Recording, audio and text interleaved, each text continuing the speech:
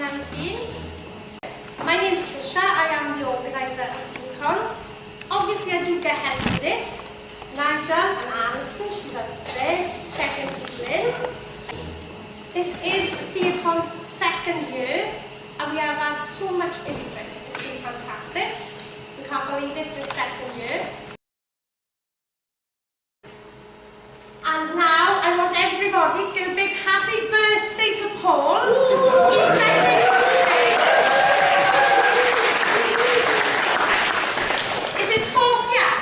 He's given up his 40th for me to do this. We do welcome questions if you want to ask the speakers any questions, providing if they are respectful. And you can mingle with speakers at your dinner anyway for any pictures taken and ask them anything else.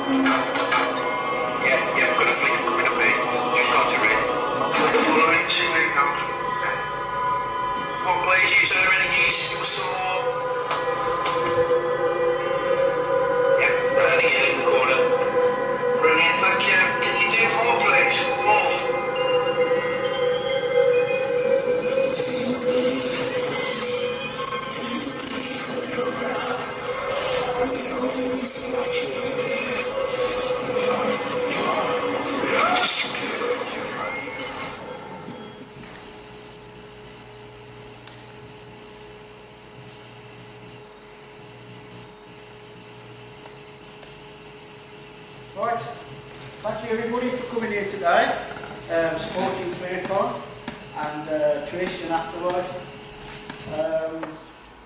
Basically, we are, as everybody knows, paranormal investigators. My name is Nigel, and this gentleman is Paul. Basically, what I'm going to do now is going to tell you a little bit about me and how I started. Years ago, when I was a kid, I used to spend a lot of time with my grandma, and she was very, very into the spiritual side, and I grew up with her.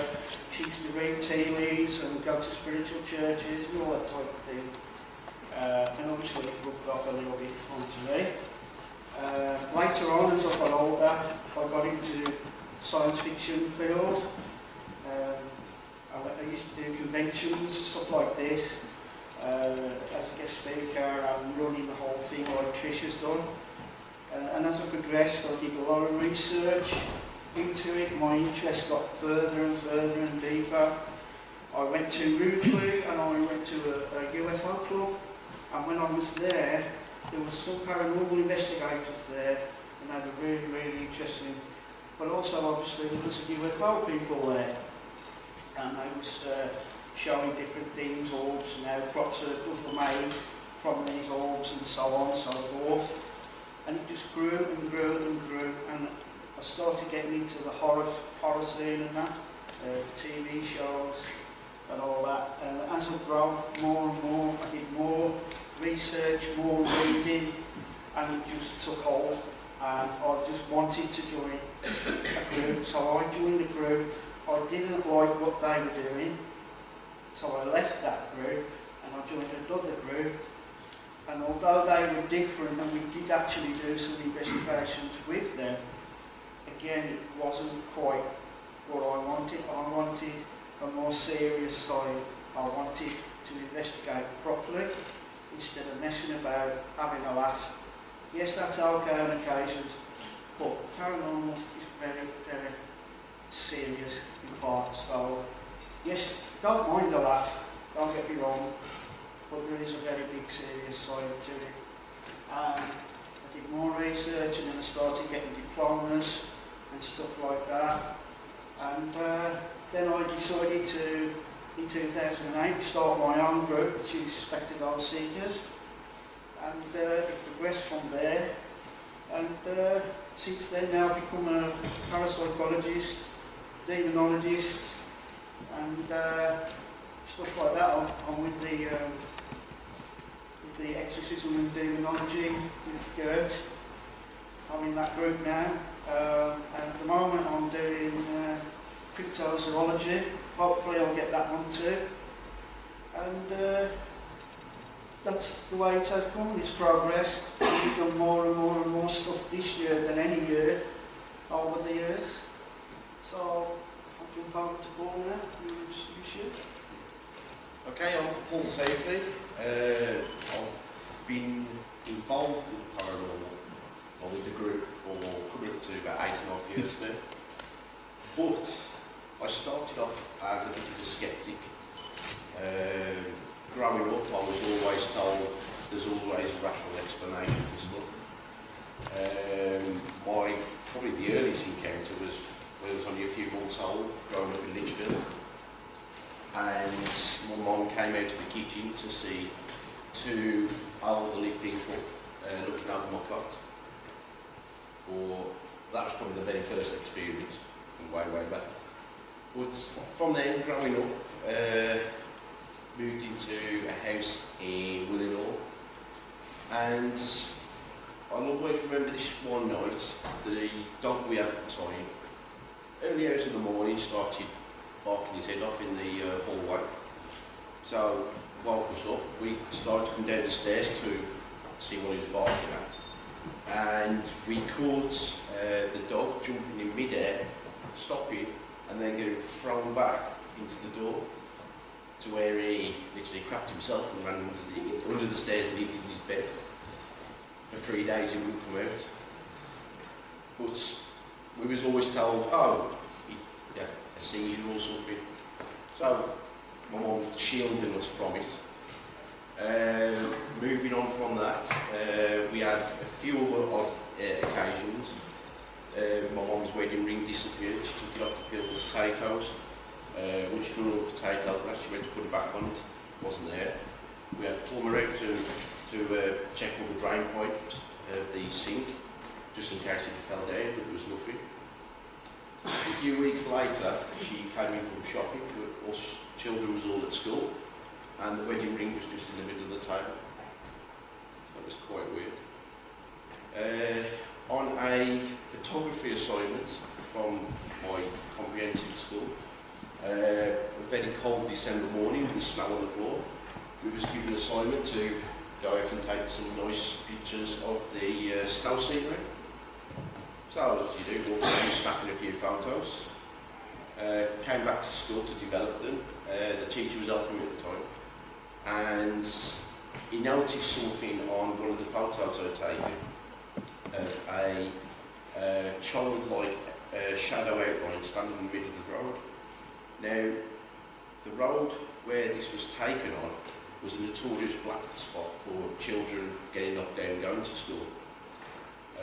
So, was it a figure? Was it a development error? We're not sure, but it was on the negative, which was a bit weird. But once again, my teacher turned around and says, "Oh, that's just a shadow," even though the shadows were pointing in the opposite direction. So I got a bit more intrigued into it and started looking stuff up in the libraries, and I caught hold of a person called Peter Wood, and I wrote to him in London to ask him about the picture. I sent the negatives off, which was a big mistake looking back now. And he sent me back a letter saying, yes, there is something on there, and he'll do more work on it to see if he can elaborate more. Never heard off him back. It's a bit weird, but it is what it is. So, with these experiences that I was going through, there was always people saying there, oh, it's always this, it's always that. So, having this said to me at the time was always blocking my judgment, my own judgment of what I think it was. So people telling you it's this, it's that, from higher up where people you respect, your family, your teachers, some teachers. So these people putting this into your head was kind of be blocking me off from believing in it, closing me down, putting walls up, as you say. But I think some of the bigger stuff that I started to experience is when I moved out into my first house when I was 23, 10 years ago.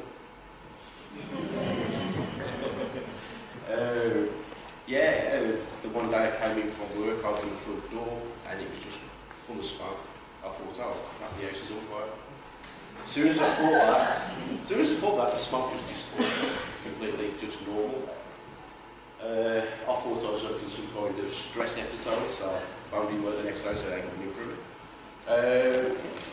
But I lived there for about 4 years, and every now and then I'd be having different things happen. The hi-fi system would come on and off on its own, to which one of my friends now was getting really scared. So I said, oh, it's alright, it's just a remote. Even though we never had a remote. We had, when we was playing on the PlayStation, we had scratches appear on the back of our necks. There was a time when one of my girlfriends at the time came home from work. She just sat herself down in the lounge. I came in not long after and heard the gas cooker on. Now, I said to her straight away, I said, why have you left the cooker on? All 4 burners were going. She goes, I haven't been in the kitchen. Weird. My nephew, in his youngest age, he would not want to come into the 1 bedroom. He was scared stiff. Anywhere else in the house he was okay. And then I kind of found out why. The one night I was asleep in his room and my cupboard doors opened up to the old eerie horror. So yeah, you can imagine how they slept that rest of that night. But then I started thinking back, well, what would my mom say? What would my teacher say? How would they explain these things? So I thought, okay, the door's probably wrong, probably. My nephew was probably just in a weird room that he didn't like.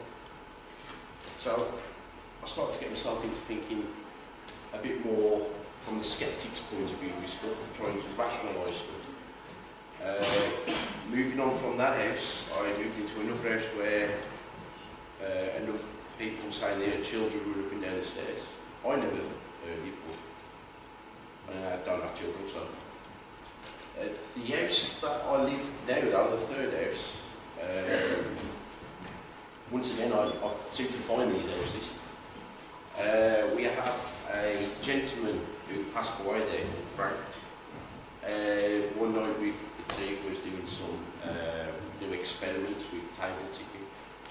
Blindfolded 3 people on the table so they couldn't tell you which way the table was going to go. I signalled to Frank, as we found out his name was, move the table in this direction for yes, this way for no. Bear in mind, the 3 people on the table were all blindfolded, so they don't know which way I was pointing. And I said, Frank, can you move the table to yes? And he moved it to the correct position. I said, Frank, can you move it to no? And he moved it to no. Now, we took in turns, being blindfolded on the table and off the table doing the speaking, called it out. And each time, it was spot on. Now, to me,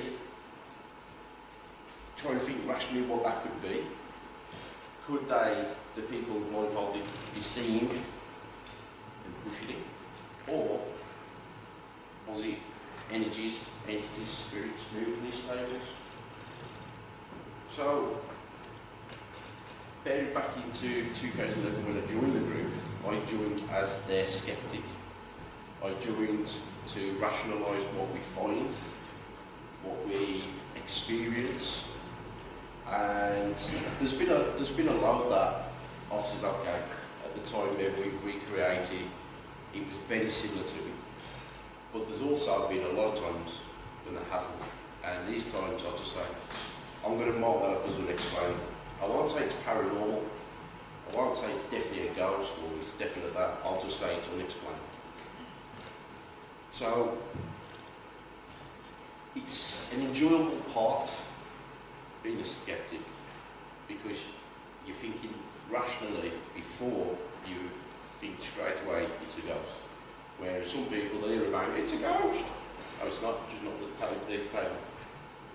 So, in a way, growing up, the way I was shielded, to me, has helped me become not a better, or a more involved into the paranormal, because we bring the skeptic side first. We look at things, we rationalise things, we try to recreate them, and then obviously we just say that we can't do any of that to explain.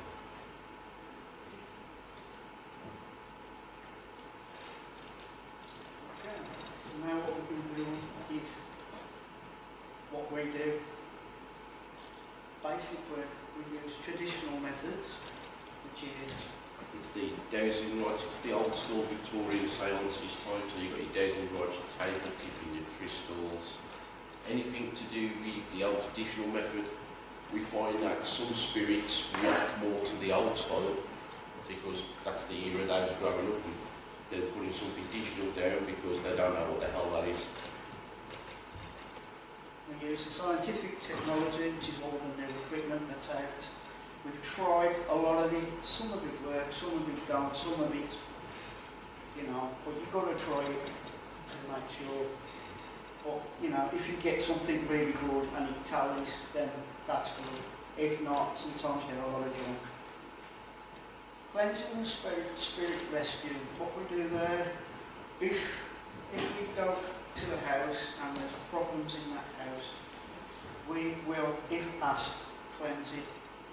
We're going top to bottom to cleanse it. But before we do that, we don't just go in willy-nilly and cleanse it. We go in there and we do proper investigations, at least 2 or 3, before we decide to cleanse it. The spirit rescue, if it's not really bad or anything like that, Paul usually puts them over to the other side. Yeah, we talk to the spirit as much as we can. We ask it if it needs help by getting the communication through the table tipping, the voice boxes, the K2 meter flickers, and then we try to react with the spirit, because at the end of the day, they used to be human. Some are lost, some are messages, etc., etc. But it's one of them, we help both sides. We help the people who's having these experiences in the house, and we'll try to help any spirits that do want to get moved on.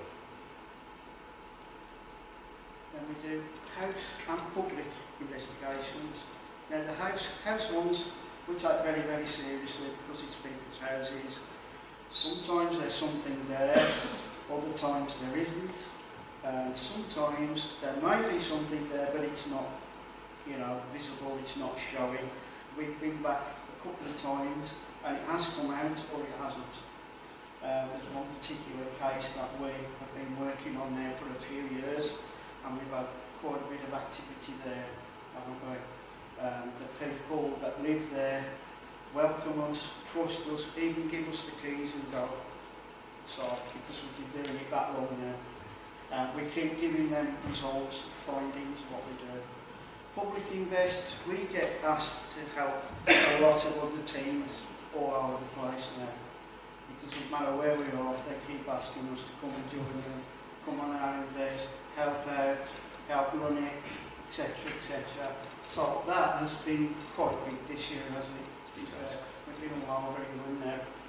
And data and research, you always have to keep data, especially with the house investigations, because the clients want to know. Today we will show you a couple of things, evidence-wise, that we caught, but obviously because of the Data Protection Act we can't show that many, but we will show a couple today that have given us permission to show.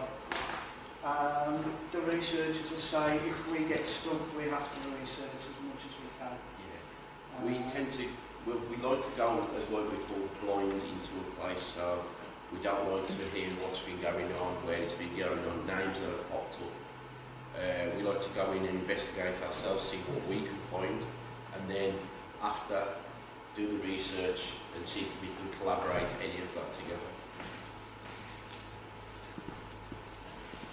Okay, the SPECTRE Team, this is our newest member, obviously that's me and Paul, this is our newest member now, Joanne, who sadly couldn't be here today through circumstances, but she's our newest recruit and she's very good, she's very open and picks up a lot of stuff, doesn't she? She's gone into a place straight away, picked up that, and the people are like, oh my god, that is amazing. So she's an asset to the team. And she comes with us on as many as she can. Moving on.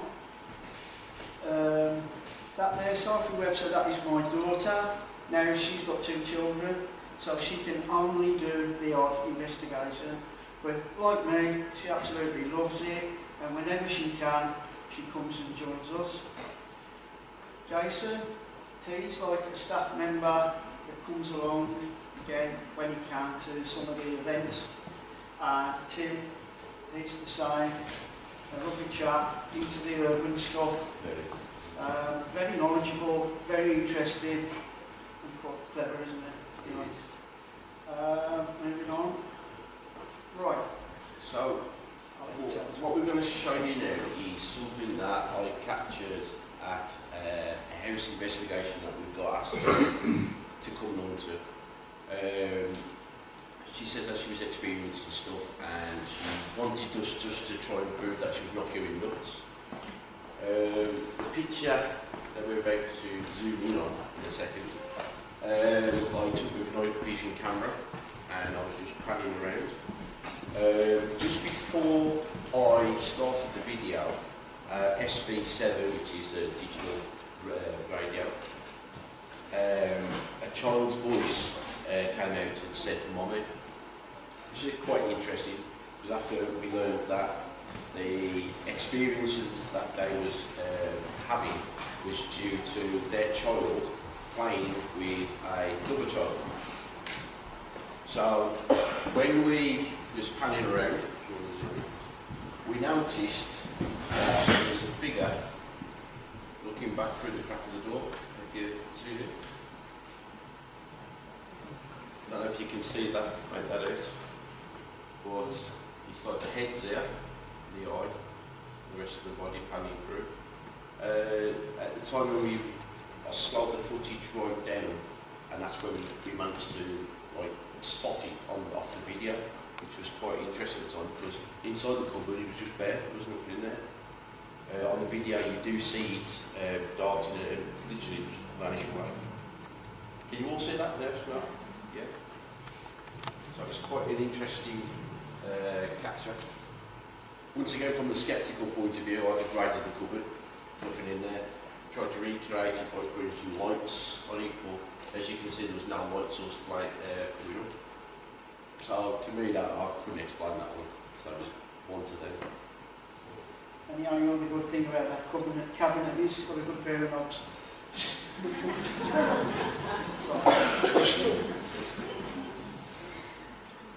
Okay, this one was taken at a railway station, a derelict railway station. No longer tracks there or anything like that.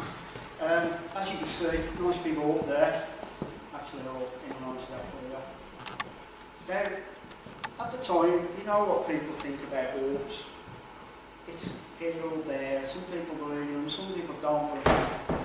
But as you can see, this one has its own light source, and it's quite prominent. Now, again, it's on its own. There is no others. If it's moisture or dust, that's up to you, whatever you think. But we actually showed it to a couple of railway buffs, and they said to us, "Do you realise what you've got there?" And I went, "Yeah, it's an orb." And I went, "No." He said, "What you have got there is the exact position where the light on the front of a train would be." And there had been reports of a phantom train at this place. So make your own mind up what you think on that. But we've got that there. It isn't torchlight or anything like that. It's just as it is. that's that one really, but you make your own minds upon that one. Okay, so this was an interesting picture. At the time when we took the picture, it doesn't look like nothing, but this was taken at the Grout Hotel in Burton. The manager at the time, who was quite good friends with, every time he used to be down for a drink, he used to go, this room's empty, go and see what you can pick up in that room. So he gave us the keys to, I think it was room 15, and we went up. There's two single beds, there's one bed here, and the other bed would have been here. Nigel's sitting on the one bed facing the window behind me. I'm standing, sitting on the other bed, facing towards the bathroom door. And I was just taking a series of photos. I didn't notice anything on them until I got back, when something caught my eye and I zoomed in once. And you can see Nigel in the mirror. You can see me taking a photo. But then there was something here. Now, this is the curtain, and there's nothing on the curtain, nothing behind us. So I zoomed in again, and it's a weird face that has appeared out. If you zoom one more time, this is the in question. I mean, I don't know what you guys will probably make of that, if you think anything. And other people have told us as well, there's a face appear. So, Well, yeah. what caught my eye was the nostril, the mouth, the eye, and it's sort of looking downwards. In my head, it looked like Ghostbusters, the very first one, isn't the keymaster or the gatekeeper? No. When we went back and showed the manager this picture, I said, what do you make of that? He says, it was in room 15, wasn't it? I was like, yes, that's the one.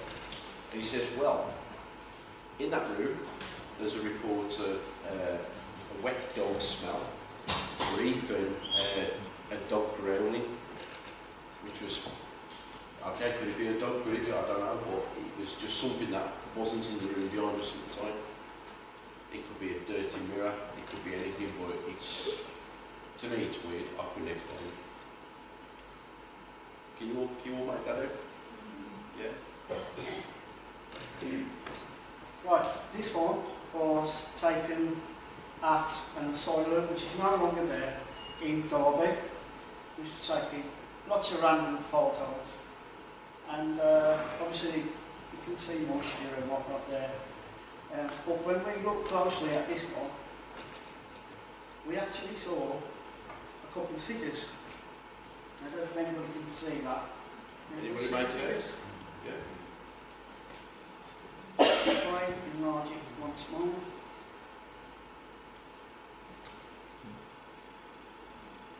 So, everybody can see that clearly? Yeah. Right, now, we do see different things. I thought it was an Edwardian man. But Paul thought... I actually thought it was an old Victorian nurse she's facing obviously this way walking past, she's got like an headdress on, the old shawl coming over her shoulders. I don't know if I'll just put that into your head, but that's what I see straight away. Well, at the time there was no one about, there was just me myself, and it was an eerie atmosphere when we was walking around that part, especially when on our SB7 it actually shouted out Spectre at the same time, so quite weird. I mean, never had that coming through with ghost box before. And the interesting thing there as well with this, if you look there, the fence is through there, but his legs are in front of that. This figure here, not sure what to make of that one. And someone else has said there's another one down here. So he's sitting there with his back up against the fence. A lot of people say a lot of different things, whether it's matrixing or what, it's done. But we can clearly see out of everything that one figure. So you make your mind up on that one, but that's what we see. So onto the next photo. This was captured at Hinkley Museum in Leicester. There was the investigator on her own in one of the rooms, and I gave her my camera and I says, anytime you feel something, no matter where it is, just take a few photos, which she did a few times. So on this one occasion, she says, I felt really icy cold, and I felt something was going past me. So she took the photo at the time on the night vision camera when she caught this big white object. Now, being the sceptical was at the time, I was just like, it's probably a camera strap, it's probably a finger. So we went back and we tried to recreate this by putting the camera strap down, but it was bold, you could actually make out it was a camera strap. I said, okay, just put your finger in doing that. Once again, you could see it was a finger. We tried running past, taking photos at the time, and once again, you can actually tell it's a person. So, me being me, I was just like, well, we tried to recreate it, and there ain't nothing else I could get to actually get this image back. And you can see as well that it looks like it's moving. So, I mean, what would you guys instantly think of that? Does it give it a human shape? Does it look like it's moving? someone said it looked like a doner kebab. The chip shop over there. What is smoking right Right, now, this is a video. What we got here is what we call a trigger object. Everybody knows trigger objects, okay? On there is a ball. There, right, you tell. Okay, so this is the big case that we've been working on for a few years. The house owner, she just keeps on saying, I want evidence that these things are happening. So I was like, okay. So she lives in a 4-storey house, she lives in the basement because she's a bit fearful of going on up to the other floors. There's been a few times where me and Nigel have had the keys to the place and we've been in the basement making a cup of coffee, we've heard somebody literally walking on a horse. We've ran up, nobody there.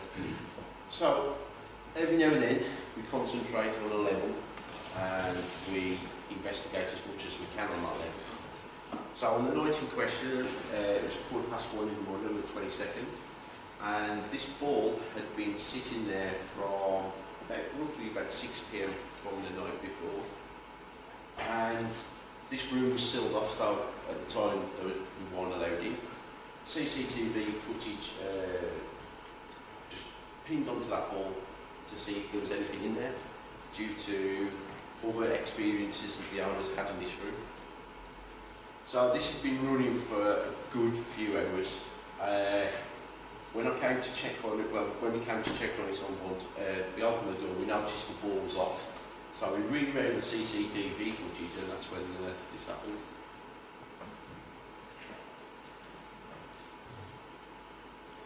So here, just watch the ball.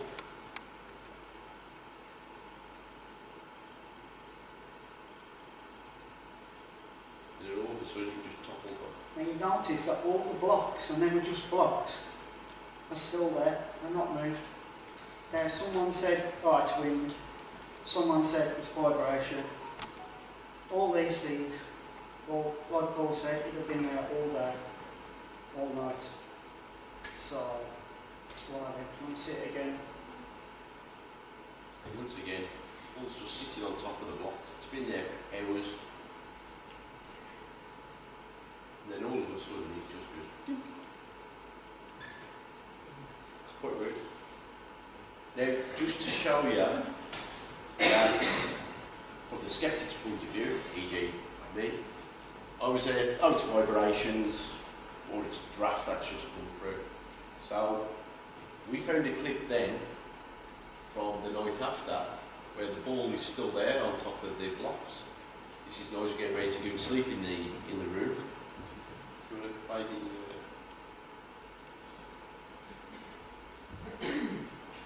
bear in mind, he's walked past it a few times and that ball has not moved. And the door's open. The door's open here, so if there was any draft that would have blown on.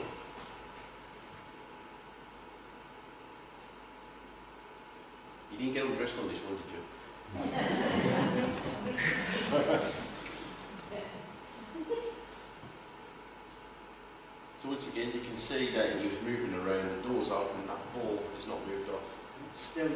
sign flies the next morning. So, from my point of view, I was just like, well, that rules out vibration. That rules out any draft, because the door was left open. I even checked to make sure it wasn't super glued down, which it wasn't. So, has everybody else come across anything like this before? In the paranormal film? Yeah? Yeah. Yeah. But it's like with balls. And did you try to recreate it for a rational point of view first to see if you could? Yeah, we've actually been back 3 or 4 times and we've had no recordings on the pool table. CCTV again about 10 to 9 in the morning. Yeah. And we have had different things coming up there as well, both camera footage and then people drawing where I've been talking about that spirit in the empty as well. So we've had pretty much some things timing around that specific spirit. Anybody else? We were sat in, we had a paranormal investigation we attended, and we were sat in the basement of a pub, an old pub, and there was a camera on a tripod and we were recording things, and we were all sat in this very dark, and we watched the camera being peeled off the dartboard right in front of us, and it was very freaky.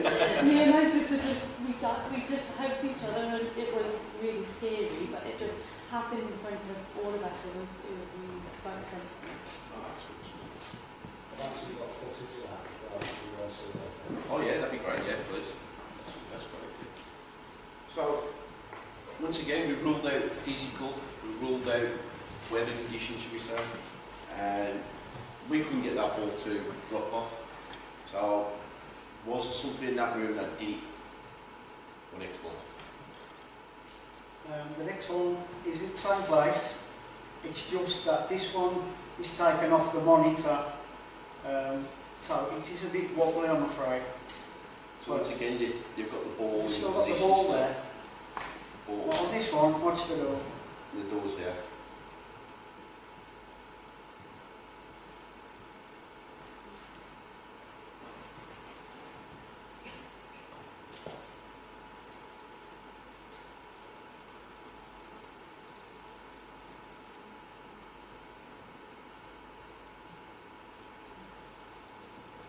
So, it's very hard to explain that. It is, and we was actually left the house at 8 o'clock in the morning to go get some breakfast.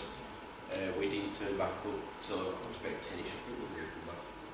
And when we went upstairs to check everything was okay, we saw the door open, we reran the footage, and that's when we thought that. I am so glad I muted the audio because what I was saying at the time was a bit weird. But I was excited. But once again, there was no windows open because obviously the cold December morning, we didn't have any of the windows open. The doors was all locked, and it coincided with the homeowner of what she has experienced as well.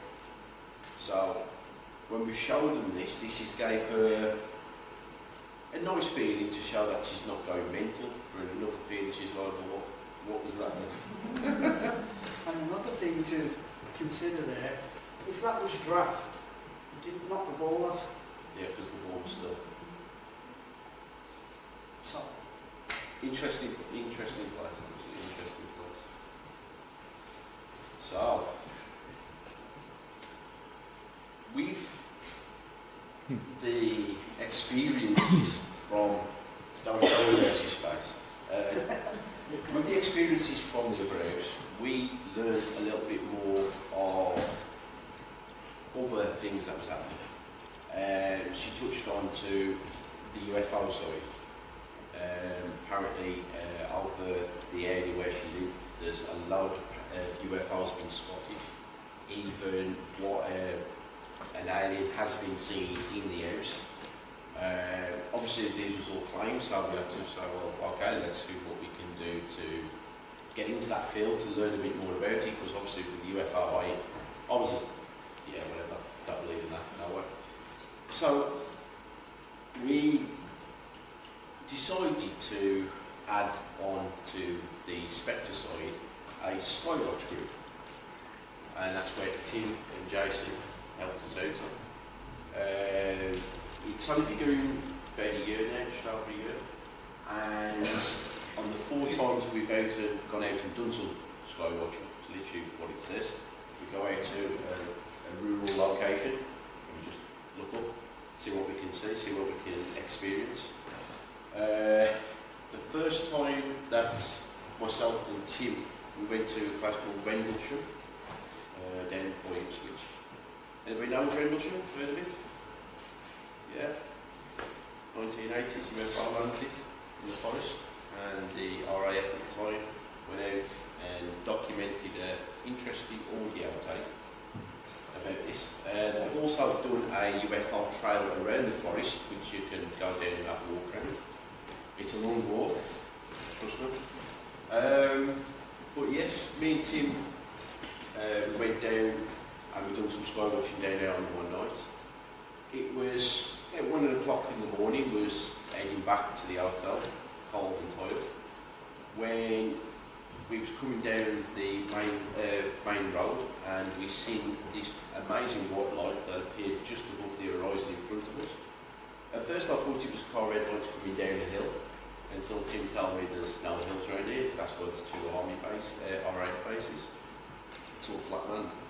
And we watched this thing, which was dancing over, and then shot behind a tree. As we carried on further down the road, we was driving about 20 miles an hour, me hanging out the window. There was no noise. So at first I thought, oh, it's a drone. There was no, you know, noisy drones, like, there was none of that. There wasn't a helicopter because of the way it was moving. There was no way it was a plane, no way it was a satellite, no way it was a comet. And we watched it for a bit until it just zoomed straight off. So, the sceptical part of me said to Tim, turn the car out, we'll go all the way up to the top, we'll try it again just in case the light's reflecting or something. We turned the car around. Just before we turned the car around, we passed an old gentleman on a very old-fashioned bike, wearing the old-style RAF drum suits, with a nickel light on the front. We was cruising past about 15 miles per hour, just looking out and gaze, thinking, was there an old man driving down, cycling down a country lane, shall we say, in the dead of night. We turned the car around, we went back, we never seen this gentleman again. Had he fallen off into the ditch or ran into the bushes, we don't know, but we never seen that light again. But the second time we did a sky watch at Castle. And it was a bitter cold night. We hadn't seen a lot of them than planes. And we did see a meteorite, but we discovered that was a meteorite. Or satellite flying across.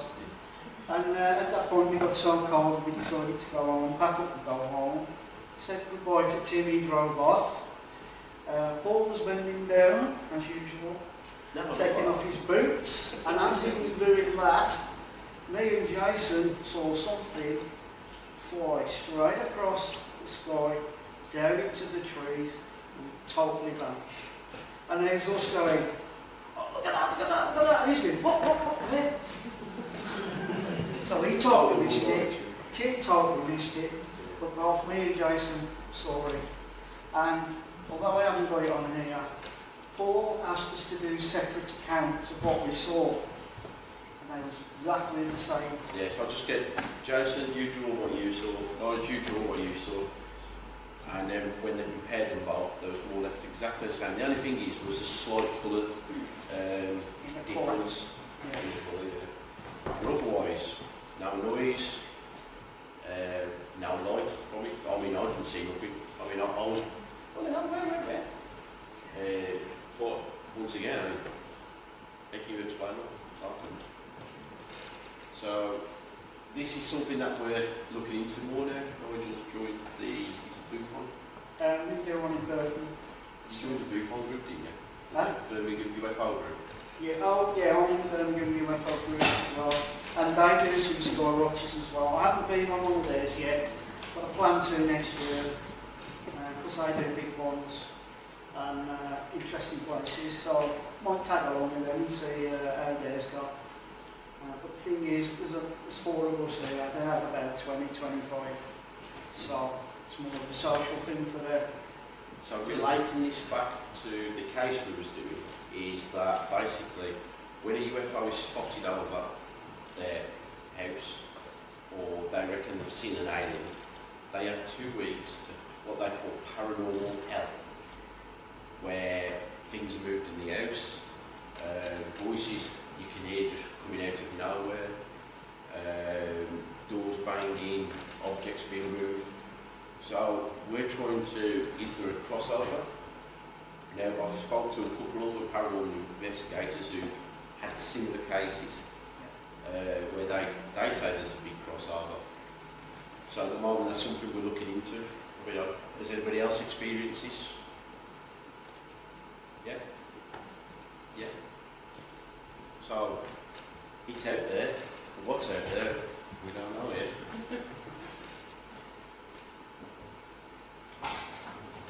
So thank you very much for watching our presentation. I hope you enjoyed some of it, and thanks for coming here today, and enjoy the rest of the day.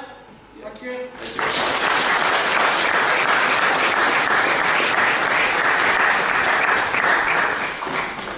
Is there any questions before we... Anybody got any questions other than Gert? Why was it on the blog?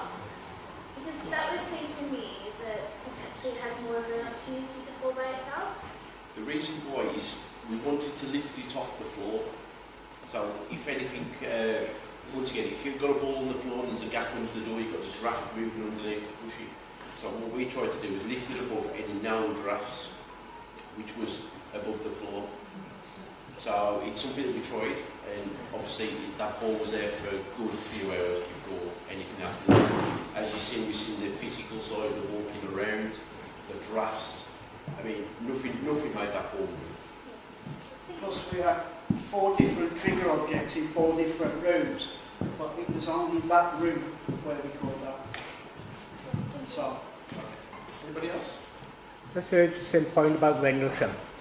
It's a weird and creepy place. We did the walk from the UFO trail. Yeah. It was about 7 o'clock at night, not far from dusk. Not so. Didn't see anybody, didn't even hear any wildlife. It was dead. It was just nothing. You don't hear birds or you see bats but it was nothing. It was just dead silence the whole way around. Interesting place. Oh, yeah. I know quite a few people have stayed there, done the walk at night. Yeah. And they've had red orbs, white orbs, just shooting around the forest. It really is an active area for sightings and things, It is, yeah. And go back onto what you said about the crossover with ufology and paranormal.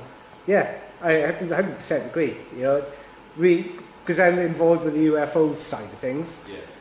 We often think, there's definitely a crossover, maybe different dimensions or something, But it's very interesting. Very interesting. And you often find that people do have close encounters, say, maybe. They do have a lot of paranormal stuff that goes on afterwards, and some of them do have, get psychic abilities or certain things, Yeah, triggers there. Yeah, so it's interesting. Thank you. Anybody else? The investigation you've been doing, you say it's been going on for around 4 years. Is there any reason why it's been going on for such a long period of time? The house is based on the ley lines, so obviously you've got a lot of energies coming through the ley lines.